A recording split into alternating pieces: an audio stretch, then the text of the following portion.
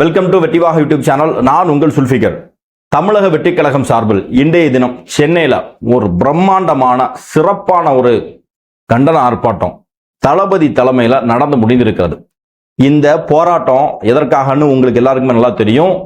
மடப்புறம் காவலாளி, கோவில் காவலாளி அஜித்குமார் அவருடைய படுகொலை, சிறப்பு காவல் படையால் நடத்தப்பட்ட ஒரு மனித உரிமை மீறல், அதன் காரணமாக நடைபெற்ற ஒரு படுகொலை. இந்த படுகொலை தமிழ்நாட்டில் ஒரு மிகப்பெரிய கொந்தளிப்பை ஏற்படுத்தியது. சாதாரணமாக அஜித்குமாருடைய மரணம் அப்படிங்கிறது, அதை தொடர்ந்து ஏற்கனவே தமிழ்நாட்டில் இதே மாதிரி காவல் சித்திரவதையால் இருந்திருக்கக்கூடிய 24 பேருடைய உண்மை சம்பவங்களை மக்கள் மத்தியில் வெளிச்சத்துக்கு கொண்டு வந்திருக்கிறது. காவல்துறையினுடைய இன்னொரு கருப்பு மறுபக்கம் ஏற்கனவே பல பேருக்கு தெரிஞ்சதுதான், அதையும் இன்றைக்கு மக்கள் மத்தியிலே கொண்டு வரப்பட்டிருக்கிறது. ஸோ இந்த சூழல்ல தான் தமிழக வெற்றி கழகம் சார்பில் இந்த அஜித்குமாரனுடைய மரணத்திற்கு நீதி வேணும், நீதிமன்றத்தினுடைய நேரடி விசாரணையில அஜித்குமாருடைய வழக்கு நடைபெற்று உடனடியாக தீர்ப்பு கொடுக்கப்பட வேண்டும். அதே மாதிரி ஏற்கனவே இதே காரணங்களால் காவல்துறையினுடைய அட்ராசிட்டியால், அட்டூழியத்தால், அவர்களுடைய அடக்குமுறையால், அவர்களுடைய அதிகார திமிரால் இறந்திருக்கக்கூடிய 24 பேர்களுடைய குடும்பத்திற்கும் அவர்களும் இதே காரணத்தினால் தானே தங்களுடைய மகனை இழந்திருக்கிறார்கள், சகோதரனை இழந்திருக்கிறார்கள், கணவனை இழந்திருக்கிறார்கள். அவர்களுக்கும் நீதி வேணும்னு சொல்லி தமிழக வெற்றி கழகத்தின் சார்பில் மிக பிரம்மாண்டமான ஒரு கண்டன ஆர்ப்பாட்டம் இன்றைக்கு சென்னையில் நடைபெற்றது. ஏற்கனவே நடந்திருக்க வேண்டிய ஆர்ப்பாட்டம், அதற்கு அனுமதி கொடுக்கப்படவில்லை. இது சம்பந்தமாக டிஜிபியிடம் பேசும்போது அவர் சொல்றாரு, நாங்க அவங்களுக்கு அனுமதி மறுக்கவே இல்லை அப்படின்ட்டு. ஒரு அனுமதியை கேட்டா அனுமதி கொடுக்கணும், அனுமதி கொடுக்கவே இல்லை அப்படின்னு சொன்னா அனுமதி மறுக்கப்பட்டதா தான் அர்த்தம். அந்த நேரத்தில் அப்படி சொல்லியிருந்தாரு. ஆனால் அதற்கு பிறகு நீதிமன்றத்தில் போய் நம்முடைய உரிமையை பெற்று ஒரு போராட்டத்தை இன்றைய தினம் சென்னையில சிறப்பாக நடத்தியிருக்கிறோம். இந்த போராட்டத்திற்கு எவ்வளவு கட்டுப்பாடு தெரியுமா? இந்த போராட்டத்திற்கு எவ்வளவு அடக்குமுறைகள் தெரியுமா? களத்துல நம்ம வெளியூர்கள் இருந்து, வெளி மாவட்டங்களில் இருந்து சென்றிருக்கக்கூடிய வாகனங்கள் எல்லா இடத்திலுமே தடுத்து நிறுத்தப்பட்டிருக்கிறது. தாவேகா கொடியோடு வரக்கூடிய வாகனங்கள் எல்லாமே தடுத்து நிறுத்தி இருக்கிறார்கள். அங்கே அந்த வண்டியில வாகனத்தில் வந்தவர்கள் கைது செய்யப்பட்டிருக்கிறார்கள். பல இடங்கள் அங்கங்க மறியல் நடந்திருக்கிறது. அதில் ஈடுபட்டவர்களும் கைது செய்யப்பட்டிருக்கிறார்கள், திருப்பி அனுப்பப்பட்டிருக்கிறார்கள். ஆர்ப்பாட்டம், அந்த போராட்டம் நடைபெறக்கூடிய அந்த இடம் இருக்கு இல்லையா, அதை சுத்தி கரெக்டா அந்த சிவானந்த சாலையில மக்கள் வராமல் இருப்பதற்கு சாதாரணமா ஒரு கிலோமீட்டர் டிஸ்டன்ஸ்ல இருக்கக்கூடிய இடத்துக்கு மக்கள் சென்றடையணும் அப்படிங்கிறதுக்காக 5 கிலோமீட்டர் 6 கிலோமீட்டர் அந்த வழியா போங்க, இந்த வழியா போங்கன்னு சொல்லி மக்களை, தொண்டர்களை இந்த நீதி கேட்டு போராட்ட களத்திற்கு பல மாவட்டங்கள்ல இருந்து பல மணி நேரம் டிராவல் பண்ணி வந்த மக்களை அலைக்கழித்திருக்கிறது இந்த திமுகவுடைய காவல்துறை, தமிழக அரசுடைய காவல்துறை. என்னதான் இவர்கள் திட்டமிட்டு நம்முடைய போராட்டத்தை நீர்த்து போக செய்திடலாம், இங்க கூட்டத்தை கம்மி பண்ணிடலாம் நினைச்சு திமுகவுடைய காவல்துறை எவ்வளவு வேலை பார்த்ததுக்கு அப்புறமும் சிறப்பான முறையில் மிக பிரம்மாண்டமான ஆர்ப்பாட்டம். இந்த மாதிரி ஒரு பொது ஆர்ப்பாட்டத்தை வேற எந்த கட்சி நடத்தினாலும் பல நாட்கள் வேலை பார்க்கணும், பல லட்சங்களை செலவு பண்ணணும். கட்சியினுடைய தலைமை பல கோடிகள் செலவு பண்ணணும். வாகன ஏற்பாடுல இருந்து எல்லாமே இவங்க பண்ணி கொடுக்கணும். ஆனா இது எதுவுமே இல்லை. தளபதியினுடைய ஒற்றை கட்டளைக்கு வரக்கூடிய 13ஆம் தேதி சென்னை சிவானந்த சாலையில் அஜித்குமாருடைய படுகொலைக்கு நீதி கேட்டு தமிழக வெற்றி கழகம் சார்பாக போராடுதுன்னு ஒற்றை வார்த்தைக்கு கட்டுப்பட்டு லட்சக்கணக்கான கூட்டம் வந்திருக்கு. இதுல தளபதி அவர்கள் கலந்து கொள்வதாக தகவலே வரல. வந்துருச்சுன்னு சொன்னா நிறைய பேருக்கு சந்தேகம் இருந்துச்சு, இன்னும் மிகப்பெரிய கூட்டம் வந்திருக்கும். திமுக அரசாங்கம், தமிழ்நாடு அரசாங்கம், தமிழ்நாடு காவல்துறையெல்லாம் பதறி போயிருக்கும். ஆனா அப்படி இருந்த பிறகும் கடைசி நேரத்தில் எல்லாருக்கும் ஒரு நம்பிக்கை இருந்துச்சு, தளபதி கண்டிப்பாக கலந்து கொள்வார்கள் அப்படின்னு சொல்லி. அதே மாதிரி இன்றைய தினம் காலையில வந்தோடனே அறிவிப்பு வந்துச்சு, தளபதியும் கரெக்டா வந்து இந்த போராட்டத்துல கலந்து கொண்டு ஒரு சூப்பரான ஸ்பீச், கிட்டத்தட்ட 3.5 நிமிஷம் தான். அது ஷார்ட்டா இருந்தாலும் அந்த போராட்ட களத்திற்கு என்ன தேவையோ அதை தெளிவாக விளக்கியிருந்தார்கள். இதை பார்த்த உடனே தான் நம்ம அறிவாலய கழுதைகளுக்கு வைத்தறிச்சல் வந்துருமே, அவனுங்க ஒரு பக்கம் தொடங்கிட்டாங்க, பார்த்தீர்களா போராட்டம் கட்டுப்பாடு இல்லை, பொது சொத்துக்கள் நாசம் அப்படின்னு சொல்லி. அது ஒரு சைட்ல அவங்க ஊடகங்களோட சேர்ந்து உருட்டிக்கிட்டு இருக்காங்க. இன்னொரு பக்கத்துல வெறும் 3.5 நிமிஷம் தாங்க பேசுறாங்க. இது என்னங்க ஒரு ஆர்ப்பாட்டம், எவ்வளவு தூரத்துல இருந்து எவ்வளவு பேர் வந்திருக்கிறாங்க, வெறும் 3.5 நிமிஷம் தான் அவங்க பேச முடியுமா அப்படின்னு சொல்லி இங்க கொஞ்சம் பேர் உருட்டிக்கிட்டு இருக்காங்க. நம்ம அண்டா செந்தில்வேல்லாம் அவர் என்னன்னா, இதை 24 பேர் தளபதி விஜய் அவர்கள் கேள்வி கேட்கிறாரு. இன்றைக்கு அஜித்குமாருக்காக தானே போராடுறார், அந்த 24 பேருடைய வீட்டுக்கும் அவர் போனாரா? இன்னைக்கு முதல்வரை பார்த்து அவர் கேள்வி கேட்கிறார் அப்படின்னு சொல்லி லூசித்தனமா உளறிக்கிட்டு இருக்கிறார். இதுக்கெல்லாம் சேர்த்து நம்ம இந்த வீடியோல பதில் கொடுக்க இருக்கிறோம். இந்த வெற்றிவாக யூடியூப் சேனலை சப்ஸ்கிரைப் பண்ணாதவங்க சப்ஸ்கிரைப் பண்ணிக்கோங்க, பெல் பட்டனை கிளிக் பண்ணி வச்சுக்கோங்க. அப்பதான் நம்ம அடுத்தடுத்து போடக்கூடிய வீடியோக்கள் உங்களுக்கு நோட்டிபிகேஷன்ல வரும். இந்த காவல்துறையினுடைய அடக்குமுறை அப்படின்னு சொல்றது, இவங்க சட்டம் ஒழுங்கை பாதுகாக்கிறதுல கவனம் செலுத்துறதே கிடையாது. நாட்டில் நடக்கக்கூடிய பிரச்சனைகள், பெண்களுக்கு எதிராக நடக்கக்கூடிய அட்ராசிட்டி, தலித் மக்கள், தாழ்த்தப்பட்ட மக்களுக்கு எதிராக நடக்கக்கூடிய அட்ராசிட்டி, சமூகத்தில் நடைபெறக்கூடிய திருட்டு, கொலை, இதை தடுப்பதற்காக காட்டக்கூடிய முயற்சி எதுவுமே கிடையாது. இன்றைக்கு அவர்களுடைய நோக்கம் எல்லாமே தமிழக வெற்றிக் கழகம் இந்த கட்சி எந்த நிகழ்ச்சியை நடத்திடக்கூடாது. ஒரு பொதுக்கூட்டமா பெர்மிஷன் கிடையாது, ஒரு ஆர்ப்பாட்டமா பெர்மிஷன் கிடையாது, ஒரு மாநாடா அதுக்கு பெர்மிஷன் கிடையாது, அலக்களிக்கிறது, இங்க நடத்துங்க அங்க நடத்துங்க அப்படின்னு சொல்லி மிகப்பெரிய அளவுல கடுமையான கட்டுப்பாட்டுக்குள்ள தமிழக வெற்றிக் கழகத்தை கொண்டு வருவதற்கு முயற்சி செய்யறாங்க. என்ன அப்படின்னா, அதன் மூலமாக இந்த கட்சியை ஒடுக்கிடலாம் அப்படின்னு பாக்குறாங்க. ஆனா அந்த ஒடுக்குதலுக்கெல்லாம் பயப்படக்கூடிய கூட்டமாக தமிழக வெற்றிக் கழகம் இல்ல.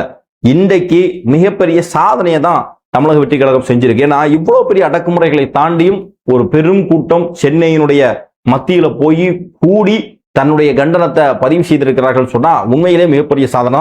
இந்த அரசாங்கம் எவ்வளவு கட்டுப்பாடுகளை விதிப்பாங்க, என்னென்ன பண்ணுவாங்கன்னு எனக்கு தெரியும். ஏன் அப்படின்னா, ஒரு போராட்டம் அப்படின்னு சொன்னா அந்த போராட்டத்தை எப்படியாவது நிறுத்து போக சொல்லணும். பல மாவட்டங்கள் வரக்கூடியவர்களை இதே மாதிரி தடுக்கணும் அப்படின்னு சொல்லி முயற்சி பண்ணுவாங்க. பல மாவட்டங்கள்ல வந்த தோழர்களுடைய வாகனங்கள் தடுத்து நிறுத்தப்பட்டிருக்கிறது. அவர்கள் கைது செய்யப்பட்டிருக்கிறார்கள். போராட்டத்தை முன்னெடுக்கும் போது கூட கைது செய்யப்பட்டிருக்கிறார்கள். வாகனங்கள் வரக்கூடிய வழிகளை இன்னும் பெரிய கூட்டம் வந்திருக்கணும், அவர்கள் எல்லாம் வேற வேற இடங்களுக்கு சுத்தல்ல விட்டுருக்காங்க. இன்னும் சொல்ல போனா வெளியூர்ல இருந்து நிறைய பேர் வந்திருக்கிறாங்க. அவங்களுக்கு அங்க ஸ்டே பண்றதுக்கு ரூம் கொடுக்கல, ரெஃப்ரெஷ் பண்றதுக்கான இடம் கொடுக்கல, அது எல்லாமே கொடுக்க கூடாதுன்னு தடுத்து வச்சிருக்கிறாங்க. இப்படிப்பட்ட மோசமான அடக்குமுறைகளை இந்த திமுக அரசாங்கமும் அதனுடைய காவல்துறைகளும் செஞ்சுக்கிட்டு இருக்குது. இது எதனுடைய வெளிப்பாடுனா திமுகவுடைய பயத்தினுடைய வெளிப்பாடு தான். இந்த காவலாளி மடப்புறம் அஜித் இந்த ஒரு கொலை வழக்கு சம்பந்தமா பிரச்சனை பெருசான உடனே இவங்க சிபிஐக்கு மாத்திக்கிட்டு 5 லட்ச ரூபா காசையும் கொடுத்து ஒரு வேலையும் கொடுத்துட்டு இதை அப்படியே மூடி மறைச்சிடலான்னு முதல்வர் நினைச்சார். ஆனா தமிழக வெற்றிக் கழகம் அதை விடுவதாக இல்லை. அஜித் குமார் அவர்களுக்கு ஒரு நீதி கிடைக்கணும். அதே மாதிரி ஒரு 24 பேர் இதற்கு முன்பாக இதே காவல் நிலையத்துறையால், திமுக அரசுடைய காவல்துறையால் இதே மாதிரி அடித்து கொலை செய்யப்பட்டிருக்கிறார்கள்.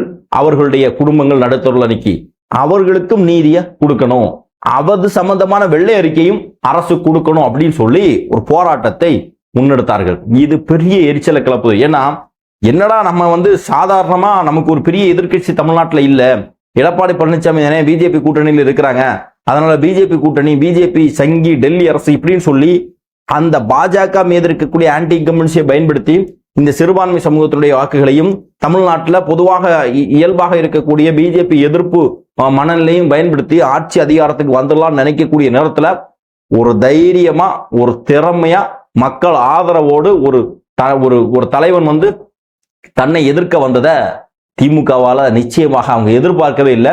அவங்க இப்படி எதிர்பார்க்கல. அவங்க ஒரு கட்சியா வந்த உடனே ஏதோ ஒரு அரசியல் கட்சி போய் நடத்திட்டு போயிடுவாங்க அப்படின்னு நினைச்சாங்க. ஆனா இவர்களுக்கு சிம்ம சொப்பனமாக இருப்பாங்க அப்படின்னு நினைக்கல. அதன் காரணமாக தான் என்னெல்லாமோ உருட்டிக்கிட்டு இருந்தாங்க. இப்ப களத்துக்கு வான்னு சொல்லி உருட்டினாங்க. களத்துக்கு வரும்போது அதை சமாளிக்கக்கூடிய இது அவங்க கிட்ட இல்லை. அதனாலதான் இருந்து பேசுறாங்க. 3.5 நிமிஷம் தான் பேசினாரு. ஏன் 35 நிமிஷம் பேசினதெல்லாம் நீ செஞ்சிட போறீங்களா? 35 நிமிஷம் பேசிட்டா அவர் என்னெல்லாம் பேசினாரோ எல்லாத்தையும் நீங்க செஞ்சிட போறீங்களா? இப்போ 3.5 நிமிஷம் பேசினதுலே தெளிவா பேசியிருக்கிறார். பிஜேபியினுடைய பின்னால், அதாவது சிபிஐ RSS பிஜேபி இயக்குது, உங்களுக்கு பிரச்சனைன்னு சொன்னா அவங்க பின்னாடி போய் ஒன்றிய அரசனுடைய பின்னாடி போய் சிபிஐ பின்னாடி ஒழிச்சுக்கிறீங்களே. இந்த 24 பேருடைய குடும்பத்துக்கும் நீங்க சாரி சொன்னீங்களா? அவங்களுக்கான நிவாரணங்களை கொடுத்தீங்களா? இதுல அந்த ஆர்ப்பாட்ட களத்துல அந்த பாதிக்கப்பட்ட ஒரு குடும்பத்தை சேர்ந்த ஒரு பெண் பேசுறாங்க. நாங்கெல்லாம் ஏழை, எங்களுக்காக நீதி கேட்க யாருமே இல்லை. இன்னைக்கு அந்த விஜய் அண்ணன் எங்களுக்கு நீதி கேட்கறது ஒரு பெரிய ஒரு எதிர்பார்ப்பை உருவாக்கி இருக்கு அப்படின்னு சொல்றாங்க. அதுதான் தமிழக வெற்றிக் கழகம். தமிழ்நாடு செய்தி மட்டும் கிடையாது, தேசிய அளவில் இன்னைக்கு செய்திகள்ல தமிழ்நாட்டினுடைய இந்த காவல் நிலைய படுகொலைகளை பத்தி தான் பேசப்படுகிறது. ஒரு நிமிஷம், நீங்க 3 நிமிஷம் தான் அவர் பேசினாரு சொன்னீங்க இல்லையா? 3.5 நிமிஷம் இல்ல, அவர் மௌனமாவே அந்த இடத்துல நின்னாலும் அது பேசு பொருள். ஒரு ஆர்ப்பாட்டம் அப்படிங்கிறது எதற்காக செய்யறாங்க? கவன ஈர்ப்பு ஆர்ப்பாட்டம், கண்டன ஆர்ப்பாட்டம்லாம் எதுக்கு செய்யறாங்க? ஒரு பிரச்சனையை மக்கள் மத்தியில கொண்டு அதை தேசிய அளவுல பேசு பொருளாக மாற்றி எல்லாருக்கும் அந்த பிரச்சனையை கொண்டு போய் அதன் காரணமாக அதிகார மட்டத்தை கொஞ்சம் உசுப்பேத்தி அவர்கள் அதற்கு ஒரு நிரந்தரமான தீர்வை ஏற்படுத்துவதற்கான வழிவகை செய்ய வேண்டியதற்காக தான் போராட்டத்தை நடத்துறது. அப்படிப்பட்ட இடத்துல தளபதி அவர்கள் 3.5 நிமிஷம் பேசினா கூட அந்த செய்தி இன்றைக்கு எல்லா இடத்துலையுமே போயிருக்கிறது. நீதிமன்றம் பார்த்திருக்கும், நீதிபதிகள் பார்த்திருப்பாங்க, காவல்துறை பார்த்திருக்கிறது, உளவுத்துறை பார்த்திருக்கிறது, அரசு பார்த்திருக்குது, எல்லாமே பார்த்திருக்குதுன்னு சொன்னா இனியும் இதே மாதிரியான பிரச்சனைகள் வராமல் இருப்பதற்கான ஒரு மிகப்பெரிய வழிமுறை தான் இது அப்படிங்கிறது தெரிந்து கொள்ளுங்கள். இன்னொன்று, அது ஒரு சொற்பொழிவு நிகழ்ச்சி எல்லாம் கிடையாது. ஆர்ப்பாட்டம் அப்படின்னாலே ஷார்ட்டா தான் பேசுவாங்க.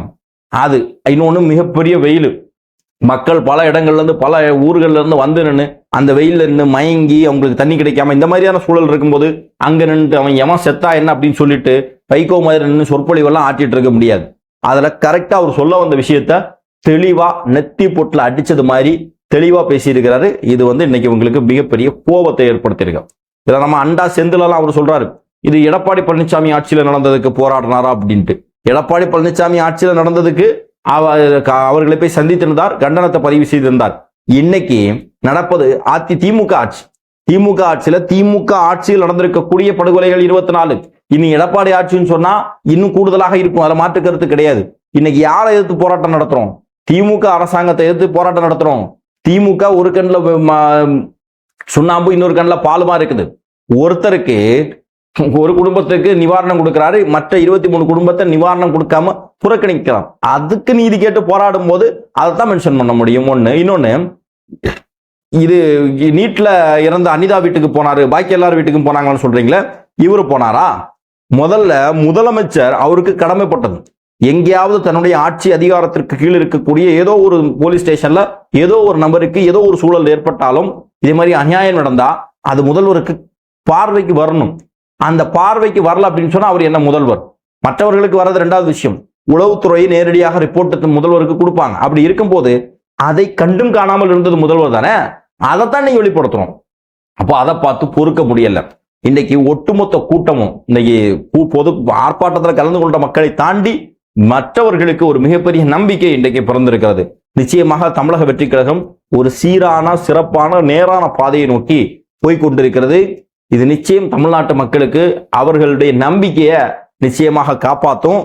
திமுக அரசாங்கத்திற்கு மட்டுமல்ல, மக்கள் விரோத அரசு யார் செய்யக்கூடியவர்களாக இருந்தாலும் சரி, மக்களுக்கு எதிராக தன்னுடைய சுயநலத்திற்காக ஆட்சி அதிகாரத்தில் வந்திருக்கக்கூடியவர்கள், வரணும்னு நினைக்கக்கூடியவர்கள் எல்லாருக்குமே தமிழக வெற்றி கழகம் ஒரு சிம்ம சொப்பனமாக தான் இருக்கும். 2026 நிச்சயமாக தளபதியினுடைய ஆட்சி அமைய போறது உறுதி. அப்படி அமைஞ்சுன்னு சொன்னா இந்த மாதிரி காவல் சித்திரவதைகள், காவல்துறையால் நடத்தக்கூடிய இந்த படுபாதக செயல்கள் எத்தனையுமே நிறுத்தப்படும் அப்படிங்கிறதான் மக்களுடைய மிகப்பெரிய நம்பிக்கையாக இருக்கிறது. ஒண்ணு.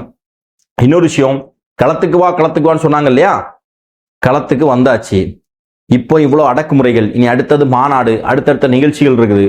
திமுக அரசு என்ன செய்ய போகுது அப்படின்னு சொல்லி தெரியாம திணறிக்கிட்டு இருக்கிறாங்க. இந்த நேரத்துல தான் இன்னொரு புதுசா ஒரு கிளப்புறாங்க, அது அங்கே வந்த தொண்டர்கள் பொது சொத்துக்களை நாசம் பண்ணிட்டாங்க அப்படின்னு. நானும் பொது சொத்துக்களை நாசம் பண்ணிட்டாங்களா அப்படின்னு நினைக்கும் போது, பஸ் ஏதாவது உடைச்சிட்டாங்களோ திமுக கார மாதிரி அப்படின்னு நினைச்சோம். இல்ல, சரி, கடைகள்ல போய் பிஜேபி கார மாதிரி பிரியாணி அண்டாவை திருடிட்டாங்களா அல்லது செல்போன் கடையில திருடிட்டாங்களா அப்படின்னு சொல்லி பார்த்தா அப்படி எதுவுமே இல்லை. சரி, வேற என்ன செஞ்சுட்டாங்க? வேற ஏதாவது கட்டடங்களை, பில்டிங் எல்லாம் உடைச்சிட்டாங்களா, எடுத்துட்டாங்களா அப்படின்னு பார்த்தா எதுவுமே இல்லை. அந்த டிவைடர், சென்ட்ரல் டிவைடர் இருக்கு இல்லையா, அதுல இருக்கக்கூடிய ஸ்டீல் கம்பி அது நெரிசல்ல ஒரு பக்கத்துல சாஞ்சி கிடக்குது. அவ்வளவுதான். இது இவ்வளவு லட்சக்கணக்கான மக்கள் வந்த இடத்துல அவர்கள் கூட்டம் நெருங்கி நிற்கும் போது இந்த டிவைடர் சாஞ்சி போச்சு. அவ்வளவுதான். அதை போய் அதை பர்பஸா யாருமே உடைக்கல, அதை இடிச்சு உடைச்சி நாசம் பண்ணணும் அப்படின்லாம் யாருமே செய்யல. அந்த கூட்ட நெரிசல்ல அது அந்த மாதிரி இந்த பக்கம் சாஞ்சி விழுந்திருக்கு. அவ்வளவுதான். அதை உடனடியாக இவங்க உடைச்சிட்டாங்க அப்படின்னு, வன்முறையாக செஞ்சுட்டாங்க, புது சொத்துக்கு சேதம் விளைச்சிட்டாங்க அப்படின்னு சொல்லிட்டு இந்த கும்பல் இன்னைக்கு பேசிட்டு இருக்கு. ஆனா சொல்லக்கூடிய இந்த கட்சிக்காரங்க நடத்தக்கூடிய நிகழ்வுலாம் எப்படி நடக்குதுன்னு நம்ம பார்த்துக்க தான் செய்யறோம். எப்படி நடக்குதுன்னு பார்க்க தான் செய்யறோம். உள்ளரங்கு கூட்டம் நடத்தினாலே வாழைக்குலையை திருடிட்டு போறானுங்க. அங்க தலைவர், அவங்க தலைவர் வாய்க்கிலேயே சொல்லுவாருல்ல, விஜய் அவர் 3.5 நிமிஷம் தான் பேசினாரு. ஒரு 3.5 நிமிஷம் பேசினாலும் மக்கள் ஆர்வமா கேட்டாங்க. திமுக மாதிரியான கட்சிகள் நடத்தக்கூடிய பொதுக்கூட்டத்துல கட்சி தலைவர் அங்க நின்று தொண்டைக்கிலேயே கத்தி பேசிக்கிட்டு இருப்பார், இங்க நின்று சீட்டு விளையாடிட்டு இருப்பான். அந்த மாதிரிதான் அந்த கட்சியும் இருக்குது, தொண்டர்களும் இருக்கிறது. அங்க பிரியாணி அண்டாக்கு சண்டை போடுவானுங்க, கையில கிடைக்கக்கூடிய கடைகள்ல கிடைக்கக்கூடிய பொருட்களை எடுத்துட்டு போவாங்க. இன்னொன்னு, அந்த பொதுக்கூட்டத்துக்கு ஆர்ப்பாட்டத்துக்கு வரக்கூடியவன் திமுக காரன் கடையில போய் சாப்பிட்டுட்டு காசை கொடுக்க மாட்டான், கேட்டா பாக்ஸிங் பண்ணி மூக்க உடைப்பான். இந்த மாதிரி இருக்கக்கூடிய தொண்டர்கள் இருக்கக்கூடிய திமுக கட்சியை சேர்ந்தவன் இந்த தமிழக வெற்றி கழகத்தை சேர்ந்தவர்களை விமர்சனம் செய்வதற்கு எந்த தகுதியும் கிடையாது. நேர்த்தியாக, சிறப்பாக, கட்டுப்பாடோடு கட்டுக்கோப்போடு இந்த போராட்டம் நடந்திருக்கிறது.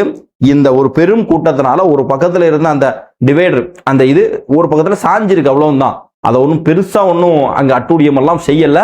அதை திட்டமிட்டே மீடியாக்களும் இந்த திமுகவுடைய அறிவாலய கழுதைகளும் சமூக ஊடகங்கள்ல பரப்பிக்கிட்டு இருக்கிறாங்க.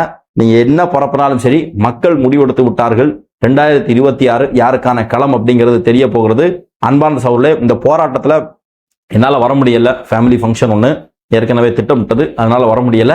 நீங்க எல்லாருமே பாதி பேர் கலந்துருப்பீங்க, அது நமக்கு மிகப்பெரிய மகிழ்ச்சி. வராது என்னுடைய மிகப்பெரிய வருத்தம். யார் யார் கலந்துக்கிட்டீங்க, அந்த நிகழ்வு எப்படி இருந்துச்சு, இன்னும் சுவாரஸ்யமான ஏதாவது விஷயங்கள் இருந்துச்சு அப்படின்னு சொன்னா கமெண்ட் பாக்ஸ்ல பதிவு பண்ணுங்க. நீங்க கலந்து கொள்ள போறவர்கள் பல இடங்களில் கைது செய்யப்பட்டிருக்கார்கள். அது சம்பந்தமாக தகவல்கள் ஏதாவது இருந்தா கூட என்னுடைய இன்ஸ்டாகிராம்ல கூட நீங்க மெசேஜ் போடலாம், இல்லது கமெண்ட்ல பதிவு செய்யலாம். நம்முடைய நண்பர்கள் பார்க்கக்கூடியவர்களும் பார்ப்பாங்க. நன்றி.